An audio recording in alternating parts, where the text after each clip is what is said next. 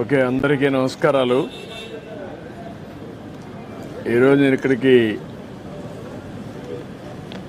స్వచ్ఛ ఆంధ్రప్రదేశ్లో కార్యక్రమాలు చేపట్టడానికి ఇక్కడికి వచ్చాను. వచ్చినప్పుడు మీరే చూశారు, ఇక్కడే 4 రోడ్లు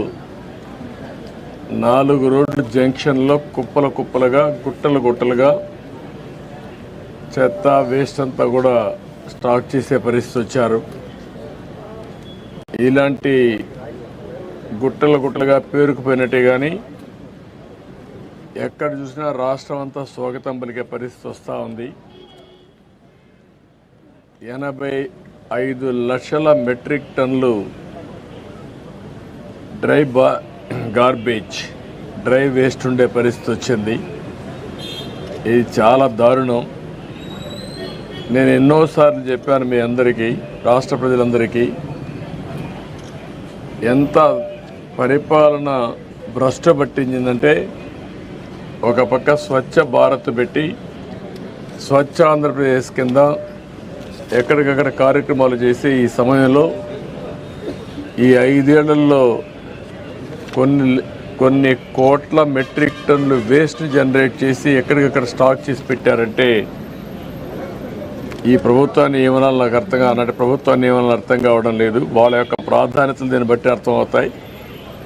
దాన్ని నేను చాలా తీవ్రంగా ఖండిస్తూ భవిష్యత్తులో ఇవన్నీ ప్రక్షాళన చేయాలంటే మాకు 1 or 2 years 2-3 సంవత్సరాలు పట్టే పరిస్థితి వస్తూ ఉంది ప్రక్షాళనకు మాత్రం.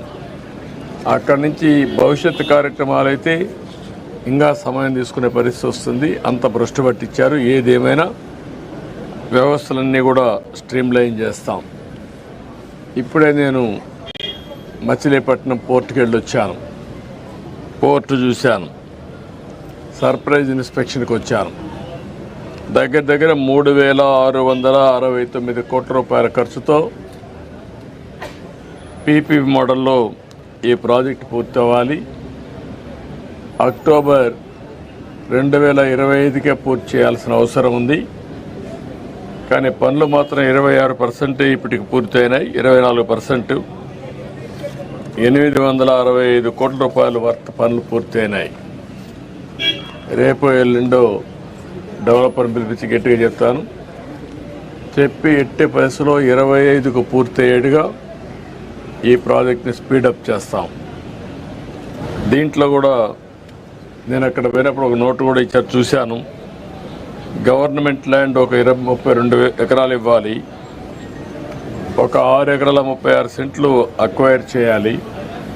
మొత్తం కలిసి ఈ ప్రాజెక్టుకి 38 ఎకరాల 36 సెంట్లు ఇవ్వాలి. అది కూడా కలెక్టర్కి చెప్పాను. ఆ వర్క్ కూడా ఇమ్మీడియట్ కంప్లీట్ చేస్తారు.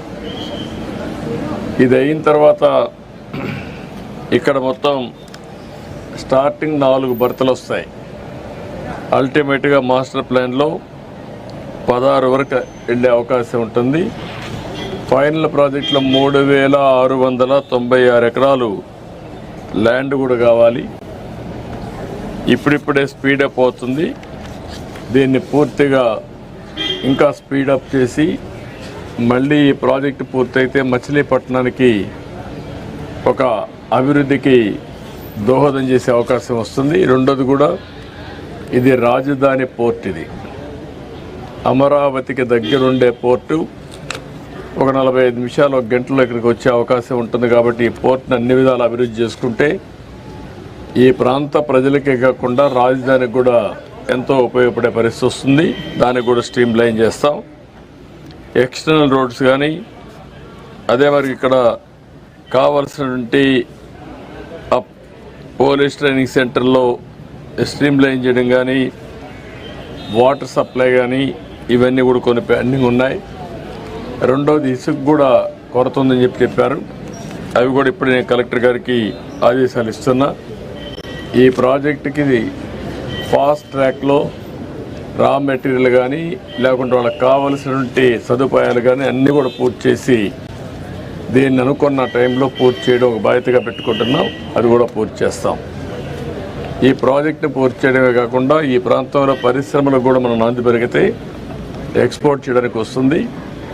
కంటైనర్ పోర్టు కింద దీన్ని అభివృద్ధి చేయగలిగితే నాగ్పూర్ నుంచి కానీ తెలంగాణ నుంచి అయితే డ్రై పోర్ట్ కింద దీన్ని ఇంటిగ్రేట్ చేసే అవకాశాలు ఉంటాయి. వేరియస్ ఆపర్చునిటీస్ ఉన్నాయి. మన రాష్ట్రంలో కాకుండా నైబరింగ్ రాష్ట్రంలో ఏవైతే ల్యాండ్ ఉండే రాష్ట్రాలు ఉన్నాయో అవన్నీ కూడా చేసుకుంటాం. అల్టిమేట్గా ఈ పోర్ట్ని ఒక మంచి పోర్ట్గా అభివృద్ధి చేయాలని చెప్పి అనుకుంటున్నాం. అది కూడా చేస్తాం. అదే మరి సిటీకి నేను ఇంతమంది చెప్పాను, ఆ పనులన్నిటి కమిట్మెంట్ ఉంది, తప్పకుండా చేస్తాం. ఇది బ్రీఫ్గా ఈ పోర్ట్ గురించి ఎక్కువ ఎంఫసైజ్ చేయాలనే ఉద్దేశంతోనే మళ్ళీ ఒకసారి మిమ్మల్ని రమ్మన్నాను. మీరు రాలేకపోయారు. దీనికి ఎన్నో ఉద్యమాలు చేశారు, సంవత్సరాల కొద్ది ఉద్యమాలు చేశారు. దగ్గర 2 ఏళ్ళు 3 ఏళ్ళు ఉద్యమాలు చేస్తే ఆ రోజు పోర్ట్ని నేను ప్రారంభించిన పోర్ట్ని మళ్ళా మార్చారు. అయినా ఇప్పుడు మళ్ళీ దీన్ని డిస్టర్బ్ చేయడం నాకు ఇష్టం లేదు. అది విధ్వంసం అవుతుంది. ఆ రోజు చేసిన విధ్వంసం మళ్ళీ ఇంకొకసారి పునరావృతం కావడానికి వీలు లేదు. ఎట్టి పరిస్థితి దీన్ని పూర్తి చేస్తాం. కంటిన్యూ ఈ ప్రాజెక్ట్ పూర్తవుతుంది. పీపీపీ ఇది P4 అది కూడా వర్కౌట్ చేస్తున్న ఆ ఊరిని ఇప్పుడు టేకప్ చేస్తాం. ఫస్ట్ ఫేజ్లో ఆ ఊరిని టేకప్ చేసి మళ్ళీ రాష్ట్రం అంతా కూడా చేస్తాం. జనవరికి దీనికి లాంచ్ చేస్తాం ప్రోగ్రామ్ని. ప్రూఫ్ ఆఫ్ కాన్సెప్ట్ కింద నిమ్మకూరు ఫస్ట్ ప్రాజెక్ట్ కింద స్టార్ట్ చేస్తాం. ఇప్పుడు 4 బర్తులు ఉంది, అవే కంటిన్యూ అవుతాయి. ఏదైతే ఎస్టిమేట్స్ కూడా ఉన్నాయి, ఇప్పుడు పెంచాల్సిన అవసరం లేదని నా అభిప్రాయం. ఎనివే నేను రివ్యూ చేస్తాను. పోర్టుకు అనుసంధానంగా పరిశ్రమలు రావాలి, ఏమేమి రాగలుగుతాయని చూస్తాం. ఇప్పుడే BPCL కూడా ప్రపోజల్స్ పెట్టాం. వాళ్ళు కూడా రిపోర్ట్ ఇవ్వాలి. ఆ రిపోర్ట్ వస్తే ఒక క్లారిటీ వస్తుంది. ఒకవేళ వాళ్ళు వస్తే యాంకర్ ఇండస్ట్రీ కింద ఇమీడియట్గా పికప్ అవుతుంది. ఒకవేళ ప్రత్యామ్నాయంగా ఇంకా ఏం చేయాలో అవన్నీ కూడా వర్కౌట్ చేస్తాం. అంటే ఇంకా అవసరమైతే ల్యాండ్ అక్వైర్ చేసుకునే అవకాశం ఉంటే అవన్నీ చేసుకుంటాం. ఏమేమి కావాలో అన్ని విధాల ప్లాన్ చేస్తాం.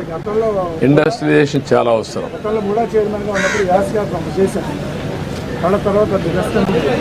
అందుకని ఇప్పుడు ఏంటంటే మెయిన్గా ముందు పోర్ట్ వస్తే చాలా ఇదవుతుంది. ఇప్పుడే మీరు చూసారు నేషనల్ హైవే వచ్చింది, దానివల్ల ఈజీ అయింది. రేపు రాబోయే రేపల్లె వరకు రైల్వే లైన్ కూడా వస్తే కనెక్టివిటీ ఈజీ అవుతుంది. ఈ విధంగా అన్నీ కూడా మచిలీపట్నాన్ని కనెక్ట్ చేస్తూ మనం ఇవన్నీ కూడా చేయాల్సిన అవసరం ఉంది. 6 లేన్ అవసరమైతే ఇంకన్నీ 6 కాకపోతే 8 కూడా అవుతుంది. రేపు పోర్ట్ ఇవన్నీ బాగా వస్తే ఆటోమేటిక్గా వచ్చేస్తాయి.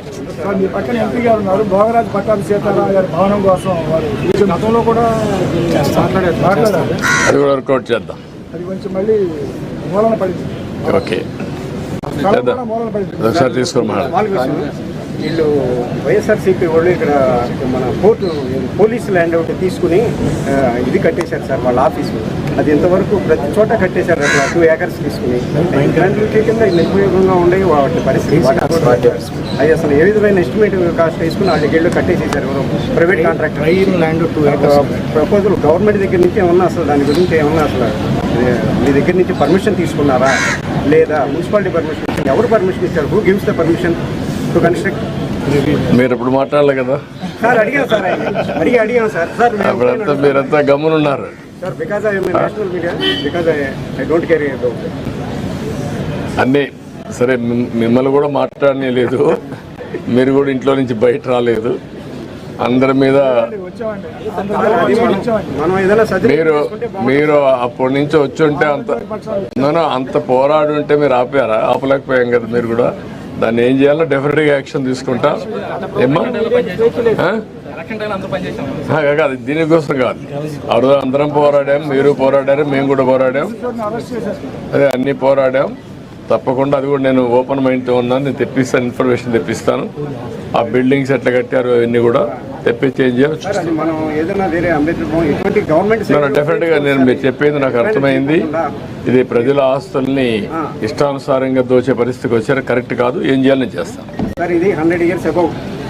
దీనికి నేను చెప్పాను చాలా one of the best college ఇది కాపాడుకోవాలి. ఇది తక్షణమే నేషనలైజ్ చేస్తాం. రాష్ట్ర ప్రభుత్వం తీసుకొని దీన్ని ఏ విధంగా ముందు తీసుకుపోవాలో తీసుకెళ్తాం. నేషనల్ కూడా కాదు, ప్రైవేట్ కాలేజీ కూడా కాదు, ఇది గవర్నమెంట్ సొత్తే. ఇది ఎండోమెంట్లో ఉంది. మళ్ళా స్టేట్ తీసుకుంటాం, మొత్తం డెవలప్ చేస్తాం. ఏవైతే బినామీ ఉన్నారో అందరినీ కూడా తీసేస్తాం, ప్రక్షాళన చేస్తాం. మళ్ళీ పూర్వ వైభవం తేవడానికి గుర్తుండే విధంగా దీన్ని డెవలప్ చేస్తాం. ఓకే, ఎండోమెంట్ కాబట్టి తీసేసుకుంటాం, ఇమీడియట్ తీసేసుకుంటాం. Thank you. టైం లేదు ఇప్పటికే, నాకు మళ్ళీ ఫ్లైట్ లేదు.